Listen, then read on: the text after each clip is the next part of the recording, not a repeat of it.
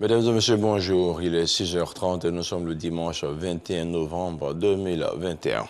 Et on démarre avec l'Assemblée nationale de Côte d'Ivoire. Elle vient d'être examinée et adoptée par la Commission des affaires économiques et financières du Parlement.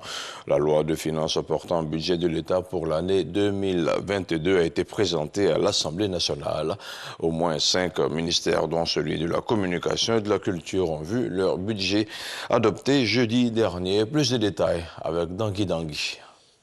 Budget 2022, le crédit alloué à la mission culture, jeunesse, sport et loisirs augmente de 56% selon le ministre du Budget. L'annonce a été faite à l'occasion de l'adoption du budget du ministère de la promotion de la jeunesse de l'ordre de 20,5 milliards de francs CFA, celui du ministère de la culture 15,5 milliards de francs CFA. Le ministère de la Communication a également réussi à faire passer son budget 28,8 milliards de francs CFA. Quels que soient ces budgets, nous ferons preuve d'ingéniosité et nous ferons de sorte qu'ils soient utilisés à bon escient de façon à pouvoir atteindre les objectifs que nous nous sommes fixés. Fait notable, les députés présents ont trouvé les crédits alloués au ministère de cette mission insuffisante par rapport à la mission qui lui est confiée, d'où cet appel du porte-parole du gouvernement. Un appel concernant le civisme fiscal. Il faut que nous payions nos impôts, nous aurons plus de ressources et à partir de ce moment, les ministères pourront espérer avoir les budgets qu'ils demandent. Les budgets du ministère du Tourisme et celui de la promotion des sports, respectivement de l'ordre de 12,9 milliards et de 211,4 milliards de francs CFA, ont soulevé de longs débats avant d'être également adoptés. Nous repartons donc réconfortés qu'avec le soutien de notre représentation nationale, le gouvernement aura les moyens de déployer la vision de la Côte d'Ivoire solidaire. Le passage des ministres devant la Commission des affaires économiques et financières s'inscrit dans le cadre de l'examen du projet de loi de finances portant budget de l'État pour l'année 2022. Grâce au contrat de désendettement et de développement C2D, le ministère de l'Enseignement supérieur et de la Recherche scientifique envisage de réduire l'écart entre la formation académique et le monde du travail. Pour y parvenir, le professeur Adama Diawara entend mettre en place des instituts universitaires de technologie en visite de travail. En France, il est allé s'imprégner de bonnes méthodes afin d'atteindre ses objectifs. Envoyé spécial à Paris, Clément Bocco avec le commentaire de Jean-Luc Bangbo. Après Paris, le ministre de l'Enseignement supérieur et de la Recherche scientifique s'est rendu à l'Institut universitaire de technologie IUT d'Angers-Cholet. Objectif, toucher du doigt les bonnes pratiques qui conduisent à l'excellence et l'implémenter. Installé au sein de l'Université d'Angers, l'IUT d'Angers-Cholet se distingue par la qualité de la formation et l'environnement de travail. Un IUT qui a la particularité, c'est vrai, d'être le premier IUT en France en termes de taux de réussite sur les 2 et demain les 3 années de formation. C'est un peu le fruit d'une politique qui essaie de s'organiser autour de quelques principes sur la bonne orientation des étudiants, le bon accueil des étudiants et ensuite le bon accompagnement des étudiants pendant leur formation. L'un des mots qui mine notre système d'enseignement supérieur, c'est l'inadéquation formation-emploi au double niveau qualitatif et quantitatif. Alors, il y a un certain nombre de solutions que le ministère envisage mettre en œuvre. Certaines sont déjà en train d'être mises en œuvre, c'est vrai. Mais entre autres solutions, il y a la création des filières professionnalisantes de courte durée qui permettent aux étudiants d'être formés sur le court terme, 2-3 ans, mettons 3 ans, et à la sortie, ils peuvent accéder facilement au marché de l'emploi.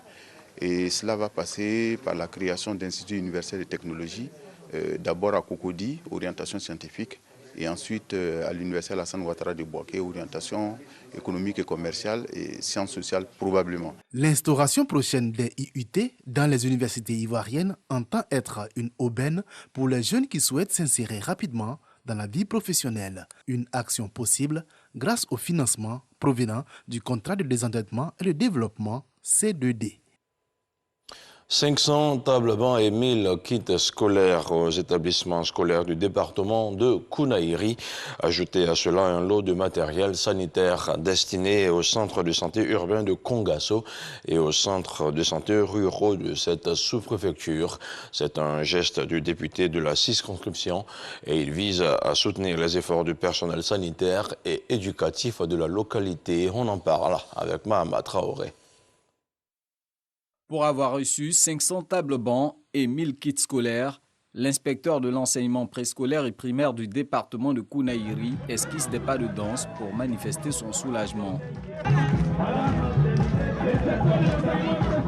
Avec une joie beaucoup plus mesurée, le directeur départemental de la santé lui aussi est soulagé de recevoir du matériel sanitaire destiné aux centres de santé de la sous-préfecture de Kongasso. Les centres de santé en ont besoin. Et donc je promets qu'avec l'aide de mon équipe, l'équipe cadre de district, nous allons faire une répartition judicieuse de tous ces dons aux centres de santé qui en ont le plus besoin. Avoir des kits, c'est bien pour les parents. Vous savez, dans nos circonscriptions, c'est un peu difficile. Ce n'est pas comme ailleurs. Ici, c'est encore plus difficile. Donc tout don qui vient est une bonne chose. Merci à monsieur le député encore une fois. Ces dons en matériel sanitaire et scolaire sont l'œuvre de Bamba Cheikh Lassina, député de la circonscription Kounaïri-Kongasso. Conscient des problèmes, des difficultés que les populations ont, nous ne pouvons que courir et porter à nos mandants afin qu'ils puissent diminuer un tant soit peu la panoplie des difficultés que nos populations ont en termes d'infrastructures de base. L'inspection de l'enseignement préscolaire et primaire du département de Kounaïri compte 83 écoles. Malgré cet appui matériel, il reste encore un déficit de 2500 tables bancs à combler. La journée de l'enfant africain a été célébrée vendredi dernier à Adzopé, un moment de célébration mis à profit par le gouvernement pour dresser le bilan des actions menées pour la protection de l'enfant. Des enfants qui ont justement participé à la fête et qui ont pris la parole pour un plaidoyer. Le compte-rendu de Salimatou Dia. Il est à l'honneur et sa voix a compté à Adzopé ce 19 novembre. L'enfant africain. Lors de la célébration de la traditionnelle journée qui lui est dédiée, les enfants ont fait montre de leur prise de conscience quant à leurs conditions de vie. En vue de nous protéger et promouvoir nos droits, vous avez fait voter la loi relative à l'école obligatoire que vous avez mise en œuvre. Vous avez aussi renforcé la lutte contre le travail des enfants. Nous demandons que les auteurs de violences, notamment sexuelles, sur les enfants soient sévèrement punis. Un plaidoyer face aux autorités politiques, notamment le ministère de la Femme, de la Famille et de l'Enfant, mais également de UNICEF, militant actif des droits de l'enfant. Nous avons encore des progrès à accomplir pour que tous les enfants qui vivent sur le territoire ivoirien, quelle que soit leur situation personnelle, aient la possibilité de vivre leurs enfants dans la dignité. Soyez assurés que pour UNICEF, ces questions sont des préoccupations majeures. Éduquer, protéger, soigner, les droits des enfants sont au cœur de la politique du gouvernement, explique le ministère de l'Enfant, notamment la nouvelle loi régissant le travail des enfants. Pour le parrain, le ministre Bassi, représentant le Premier ministre, le gouvernement est certainement du côté des enfants. Le chef de l'État a accordé une place de choix à la question du respect des droits des enfants en mettant en place plusieurs actions pour améliorer les conditions de vie des enfants, tant au plan juridique qu'institutionnel. Il s'agit, entre autres, la loi de septembre 2015 sur l'école obligatoire pour les enfants de 6 à 16 ans. Chers enfants, la Côte d'Ivoire met tout en œuvre pour votre bien-être en vous offrant les meilleures opportunités pour réussir. La ministre Nasseni Batouré devrait investir le terrain dans les semaines à venir pour une campagne de lutte active contre les violences faites aux enfants. À l'école de gendarmerie d'Abidjan, une centaine de couples a convolé en juste noces. Le mariage a été officié par la ministre des Affaires étrangères et maire de la commune d'Abobo, Kandia Kamara. C'était en présence du ministre d'État, ministre de la Défense, Téné Birahima Ouattara. Un moment suivi par Boussanogo. Moment de joie et de bonheur intense pour ces 179 couples de gendarmes qui ont fait leurs adieux au célibat. Ils ont décidé le même jour et au même moment de matérialiser leur volonté de mener une véritable vie de couple. En présence du ministre d'État, ministre de la Défense Téné Birema Ouattara, de parents, de proches, d'amis et connaissances, ils ont décidé de s'unir dans les liens sacrés du mariage. Et pour officialiser leur union, ils ont sollicité Kandia Kamara, ministre d'État, ministre des Affaires étrangères, de l'intégration africaine et de la diaspora, maire de la commune d'Abobo. Oui, oui. Après le oui retentissant, ils ont décidé de ne plus perdre de temps. Tous ces couples ont 2 points communs. Ils se sont mariés après plusieurs années. Et ils s'aiment trop. Depuis 2005, je suis avec ma conjointe. Et vraiment, ça fait du bien de sceller cette union-là. Nous attendons ça surtout les femmes. Ça fait pratiquement 16 ans que nous sommes ensemble. Ce mariage collectif est une initiative du commandant supérieur de la gendarmerie nationale, le général du corps d'armée Alexandra Palou Touré, et de l'association des épouses de gendarmes de Côte d'Ivoire. On leur a donné cette opportunité de se marier, de faire un mariage collectif pour amoindrir les coûts et puis pour régulariser les situations. Le commandant supérieur de la gendarmerie nationale, le général du corps d'armée Alexandra Palou Touré, a exprimé sa reconnaissance à l'association des épouses de gendarmes de Côte d'Ivoire, puis a félicité les nouveaux mariés. Quand l'envie de nuire vous prendra, rappelez-vous de ces instants. Rappelez-vous que vous vous êtes engagé devant notre ministre de tutelle, devant Madame le maire d'Abobo.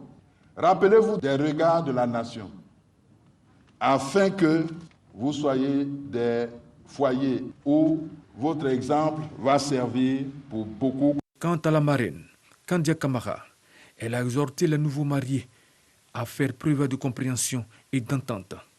À présent, vous avez une âme sœur. Quelle joie, quel bonheur. Je souhaite que vous ayez beaucoup de bonheur. L'Association des épouses de gendarmes de Côte d'Ivoire, créée en 2002, a pour objectif de fédérer les énergies pour promouvoir l'entraide entre les épouses de gendarmes. Nous disons tout simplement heureux ménage à tous ces nouveaux mariés.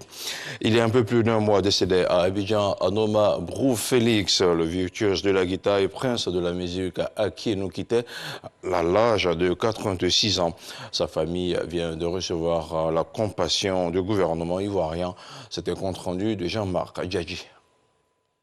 La ministre de la Culture au chevet de la famille d'Anoma Brou Félix à Adzopé.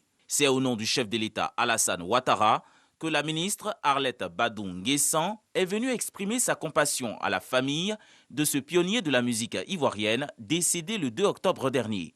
Un acte salué par les membres de la famille. Le fait de voir la ministre ici chez nous, ça veut dire en clair que vraiment nous sommes à notre oncle qui était Anoma Brou Félix, vraiment a vécu utilement.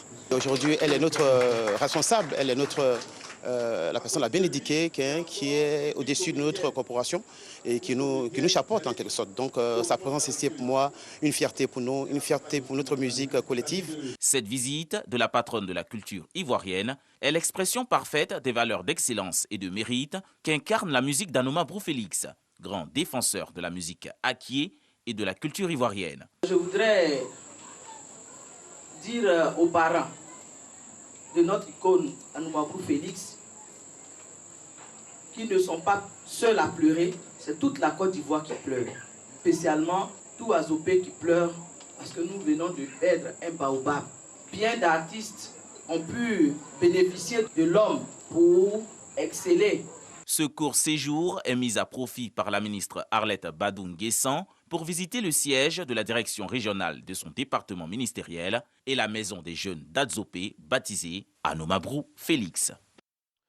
On s'intéresse maintenant à l'actualité internationale et notamment la lutte contre le terrorisme. Le Niger va s'équiper en drone de combat turc. Il prévoit aussi d'acheter des véhicules blindés et un avion de formation. Dans un communiqué, la présidence turque a salué une vente qui va augmenter les capacités militaires et de sécurité du Niger. Et puis la Somalie continue de faire face à la sécheresse qui perdure. Samedi, le Premier ministre Mohamed Hussein Roble a annoncé la formation d'un comité. Le comité sera composé de 7 membres du gouvernement. Ils seront chargés d'atténuer les conséquences du phénomène climatique sur la population et le bétail. Plus tôt dans la semaine, le communiqué s'était déjà multiplié pour tirer la sonnette d'alarme sur une situation humanitaire critique dans tout le pays. Voilà, c'est ici que l'on s'arrête pour ce 6h30. Retrouvez à 13h Hamza Diaby. Quant à moi, je vous retrouve ce soir à 23h.